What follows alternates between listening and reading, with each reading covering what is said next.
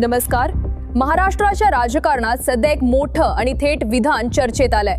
मनोज जरांगे पाटील यांनी स्पष्ट इशारा दिलाय। त्यांनी म्हटलंय, धनंजय मुंडे यांच्या विरुद्ध माझ्याकडे 22 प्रकरणं आहेत आणि त्यांना मंत्री केलं तर राष्ट्रवादी काँग्रेस पक्ष संपेल।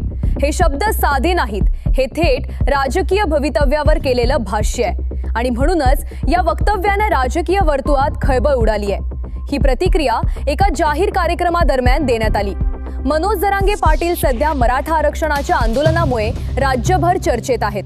त्यांच्या प्रत्येक वक्तव्याकडे राजकीय पक्ष आणि प्रशासन बारकाईने पाहत आहे। अशा वेळी त्यांनी थेट धनंजय मुंडे यांचं नाव घेत गंभीर आरोपांचा उल्लेख केला।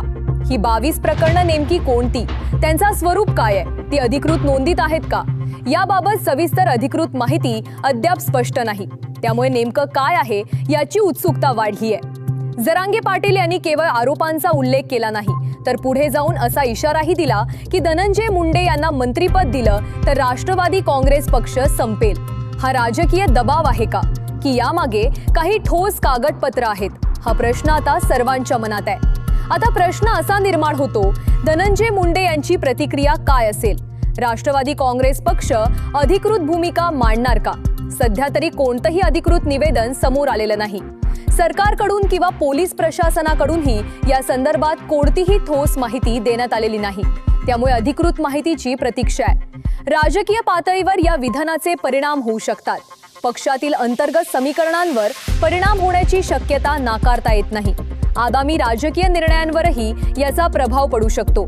विशेषतः मंत्रिपदाच्या चर्चांमध्ये या वक्तव्याचा उल्लेख होऊ शकतो। आता इथे काही मोठे प्रश्न उभे राहतात।